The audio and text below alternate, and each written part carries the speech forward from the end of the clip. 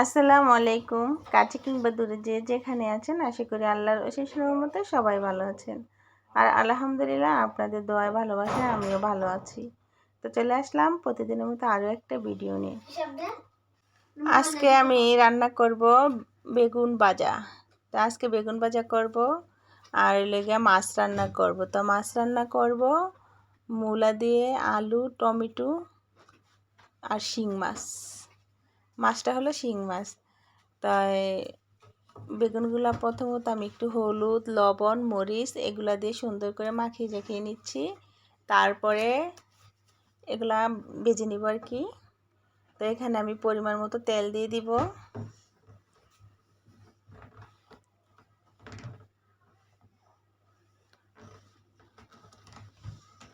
তাই তেলটা একটু আমি ব্রাশ করে চারদিকে ছড়িয়ে নিলাম। আর এই বেগুন ভাজাটা না মনে হয় গরম ভাতের সাথে খুব মজা হবে। আর আসলে বিশেষ করে বেগুন ভাজা আমি খাই না, আমার বাচ্চাদের জন্য বেগুন ভাজা করতেছি। আমার মেয়ে খুব পছন্দ করে এই বেগুন ভাজাটা, মানে একদম কড়া করে ভাজলে গরম ভাতের সাথে।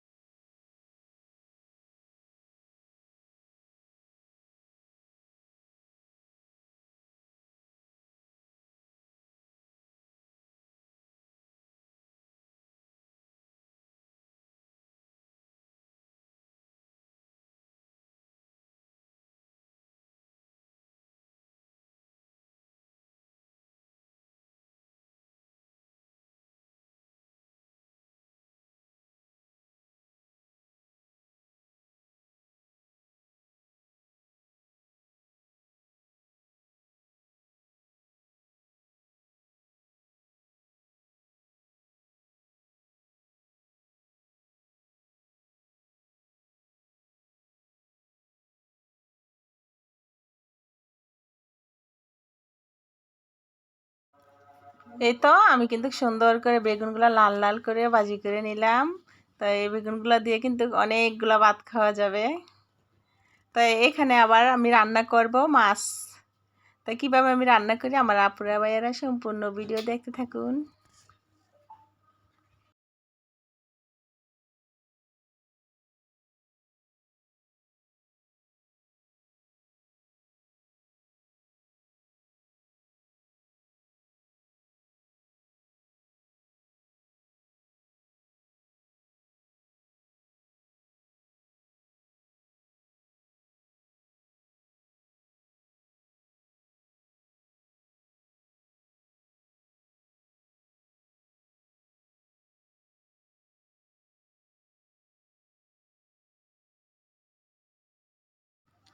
আমি মাছটা ভেজে নিয়েছি আর এখানে দিয়ে দিলাম একটু পেঁয়াজ কুচি আর কাঁচামরিচ কুচি, আর দিয়ে দিব আর একটু তেল,